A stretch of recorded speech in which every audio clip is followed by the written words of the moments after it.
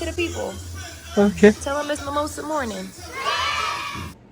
Don't judge my background, y'all. I am still DIYing this, okay? So it's not done yet, but I wanted to show you my little bucket hat before I get started because today I'm telling you about how I bought my first property at 24. And I'm gonna give this step with Bruh.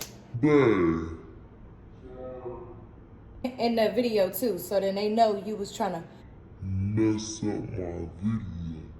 I'm gonna share how in the I was able to, with only 8 months of full-time work, and I used my offer letter that I had at that job. So grab your mimosa, because this is our mimosa mornings, and this is part 1 to how I bought my first property at 20. Just to give you guys a little background, 2021, I was not even thinking like I was gonna be able to buy a house because I was a real estate agent. I know I'm self-employed, so I might have to put 20% down.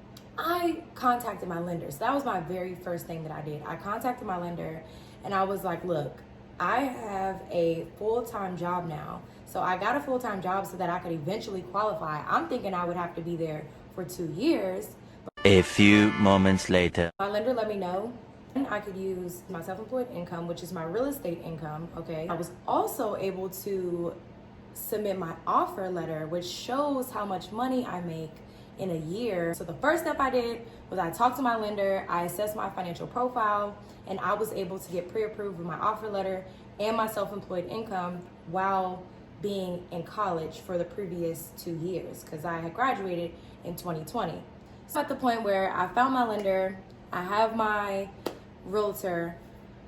What I did after that was I got pre-approved, and I got pre-approved up to $275,000, so $275,000.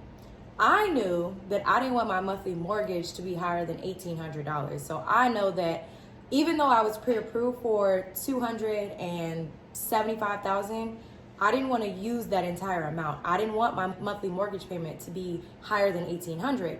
So I ended up buying a property at $170,000. And as you guys may have heard, it's a seller's market. It still is a seller's market. So at the time that I bought in November of 2021.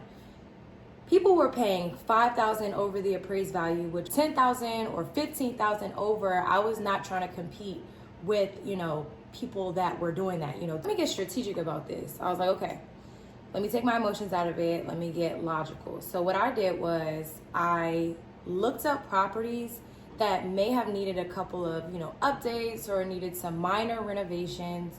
And I was like, okay, I'll go to a property that's a condo, a 1-bedroom with a loft, or a 2-bedroom condo or a townhome. And what I'll do is I'll put some sweat equity into it, okay? Like I wanted to put some work into it, but not a lot. And I'm gonna just be real with y'all. The very first property that I saw, I fell in love with it. Like I saw it online and I was like, okay, this is the property that it looks crazy. Like it had burnt orange walls. It had carpet everywhere. There was a built-in headboard in the bedroom. I was like, okay, like I have to visualize myself in here, and I also have to visualize what my contractor can do at that point, to help me make this house my home. It was on the market for about 15 days, and in that time, in November of 2021, that was rare. The properties were staying on the market for about maybe 5 to 8 days. By that 8th day, it was already under contract and people were moving on to the next. So I was like, okay, this might be something that is worth submitting an offer on. When you're building that strategy, try to find a property that needs a little bit of work, not too much, a little bit of work, and ask your realtor how long it's been on the market for. Because if it's more than about 15, 20 days, you have a really good chance, especially if they don't have any offers on it, to just submit your offer for list price and you won't have to go above that appraised value. So I just want y'all to look through this video. If you have any questions, just comment below. And I'm gonna post the link to part 2. I hope y'all enjoyed. I hope y'all learned something, and I'll see y'all in my next video.